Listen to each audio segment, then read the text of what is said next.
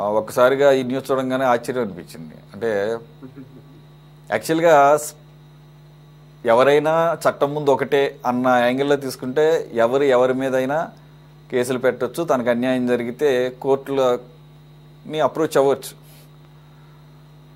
కానీ మన దేశంలో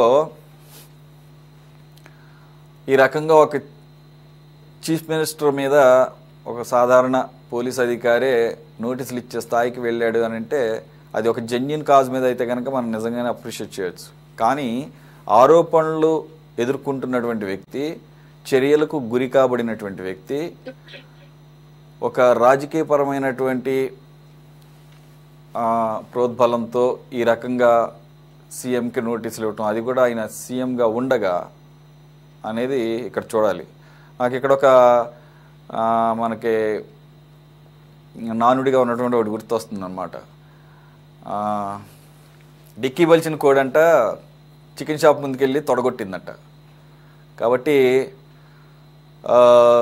ఆయనలో నిజంగా ఆయన ఇచ్చిన దాంట్లో సబ్జెక్ట్ ఉంటే పర్లేదు, ఆయనకు అన్యాయం జరిగితే కనుక ముఖ్యమంత్రి గారైనా సరే దానికి బాధ్యత వహించాల్సిందే. కానీ ఈ సోకాల్డ్ శంకరయ్య అన్న వ్యక్తి అప్పుడు పులివెందుల సిఐగా ఉండి సీన్ ఆఫ్ అఫెన్స్లో అక్కడ బాడీని కంప్లీట్గా ఆధారాలు చెరిపేస్తూ రక్తపు మార్కులు తుడిచేస్తూ ఉన్నా కూడా కళ్ళప్పగించి చూసినటువంటి ఈసీఐ శంకరయ్య తర్వాత ఇదే విషయాన్ని అప్పుడు సిబిఐకి కూడా చెప్పాడని, అవినాష్ రెడ్డి బెదిరించాడని, ఇది మర్డర్ కాదు అని చెప్పేసి చెప్పమన్నాడని సిబిఐకి చెప్పి మళ్ళీ అదే విషయాన్ని మెజిస్ట్రేట్ ముందు చెప్పడానికి నిరాకరించి తప్పించుకున్నటువంటి వ్యక్తి మీద అప్పట్లో అది కరెక్ట్గా 2 నెలల ముందే కాబట్టి అది మీ ప్రభుత్వ హయాంలోనే జరిగిన మర్డర్ కాబట్టి ఆయన మీద సస్పెన్షన్ వేటు పడింది. 2 నెలల తర్వాత వచ్చినటువంటి ఈ కేసులో ప్రధానంగా ఆరోపణలు ఎదుర్కొంటున్నటువంటి వైసీపీ ప్రముఖుల యొక్క ఇన్ఫ్లుయెన్స్తో ఆబ్వియస్గా ఆయన సస్పెన్షన్ని తొలగించడంతో పాటు ఏకంగా సిఐ నుంచి ప్రమోషన్ కొట్టేసి డిఎస్పీ అయ్యాడట. ఈ 5 సంవత్సరాలు ప్రొటెక్ట్ చేయబడ్డాడు, బాగానే ఉంది. మరి కూటమి ప్రభుత్వం వచ్చిన తర్వాత అతను వీఆర్లో పెట్టారట. మరి వీఆర్లో పెట్టినందుకు అతను పాపం ఏమన్నా ఫీల్ అయ్యాడేమో, మరి అఫెండ్ అయ్యాడేమో. నన్నే పెడతారా, చంద్రబాబు అయితే ఏంటి, సీఎం ఎవరైతే నాకేంటి అని చెప్పేసి ఆయనకి నోటీసులు ఇచ్చారు. అయితే ఇక్కడ చంద్రబాబు నాయుడు గారు ఈ విషయాన్ని ఈ సిఐ శంకరయ్య అన్న వ్యక్తి ఈ రకంగా అప్పుడు సీన్ ఆఫ్ అఫెన్స్లో ఇతను ఆధారాలు చెరిపేయడానికి దోహదపడ్డాడు, ఆ కేసు నీరు గారిపోవటానికి సహకరించాడు అని ఆయన అసెంబ్లీ సాక్షిగా మాట్లాడటం ద్వారా ఈయనకి పరువుకి నష్టం భంగం కలిగిందని చెప్పేసి ఇప్పుడు ఆయన ఈ నోటీసులు ఇచ్చినటువంటి నేపథ్యం. So already CM Chandrababu Naidu గారు కూడా స్పందించారంటున్నారు.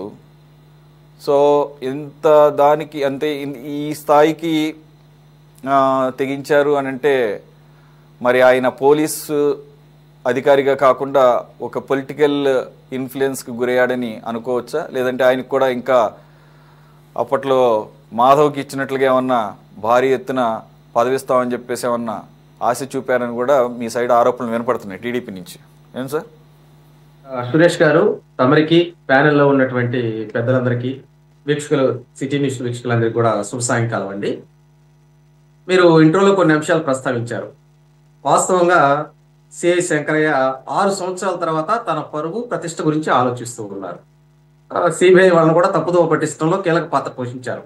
సిబిఐ వాళ్ళకు కూడా ఒకసారి ఒక విధంగా చెప్పారు, రెండోసారి రెండో విధంగా చెప్పారు. సిబిఐ వాళ్ళు ఏం ప్రశ్నించారు, ఆ టైంలో మీరు పులివెందుల సిఐగా ఉన్నారు కదా, ప్రాథమిక దర్యాప్తు ఎందుకు చేయలేదు, ఆ టైంకి మీరు ఎందుకు వెళ్ళలేకపోయారంటే దానికి సమాలక్ష కారణాలు చెప్పారు.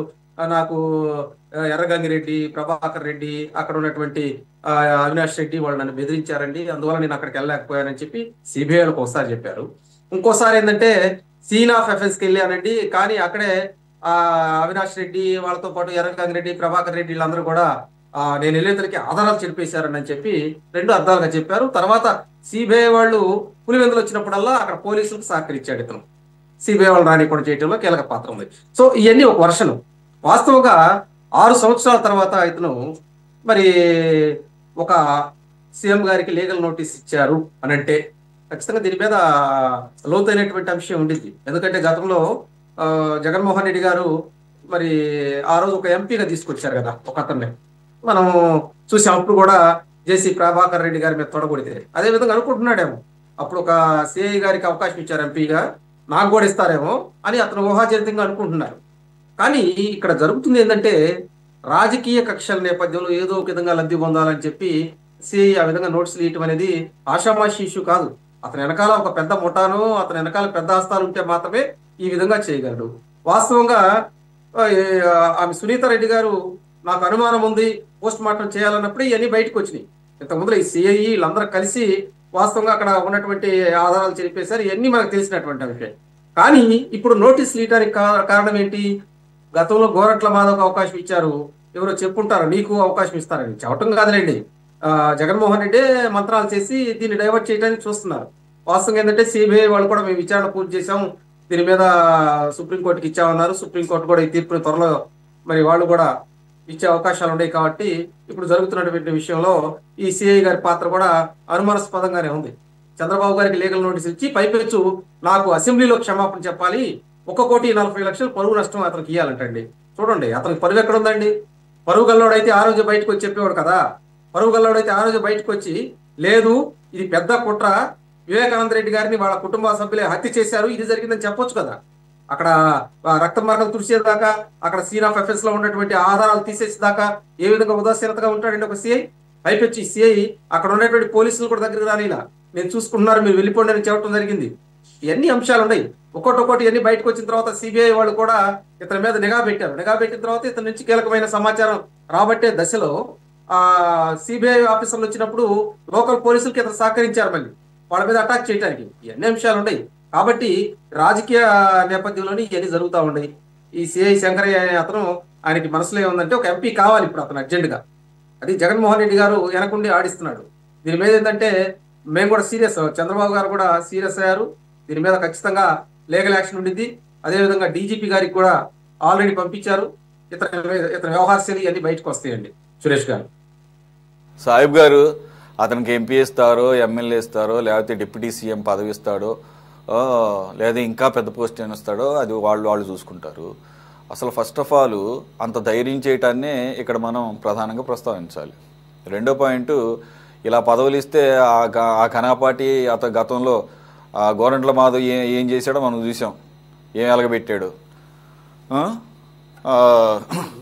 దాని తర్వాత అదే ఆ ఎపిసోడ్ కాకుండా బట్టలు తిరిగిన ఎపిసోడే కాకుండా ఆ తర్వాత పబ్లిక్ డొమైన్లో మీ ప్రభుత్వం వచ్చిన తర్వాత భారతీ రెడ్డి గారిని విమర్శించాడని చెప్పేసి అరెస్ట్ అయినటువంటి వ్యక్తి, కస్టడీలో ఉన్న వ్యక్తినే పోలీసుల ముందు దాడి చేయడానికి అంటే వీళ్ళందరి మీద మీరు చర్యలు తీసుకుంటంలో ఒక పేలవంగా ఉన్నారు కాబట్టి ఈ రకంగా రెచ్చిపోయి తిరుగుతున్నారని అర్థమవుతుంది.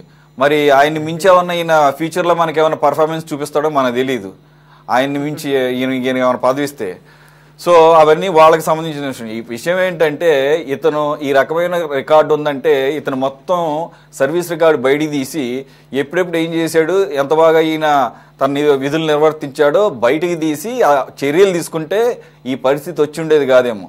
ఆఖరికి చంద్రబాబు నాయుడు గారు క్షమాపణలు చెప్పాలి అని చెప్పేసి డిమాండ్ చేయించుకునే పరిస్థితికి ఆయన తెచ్చుకున్నారంటే మరి 40 years industry, I will leave it to his. మరి ఆయన మంచితనమో మరి లేకపోతే అనకూడదేమో కానీ చేతగాంతనం అని చెప్పేసి వీళ్ళు భావిస్తున్నారో తెలియని పరిస్థితి.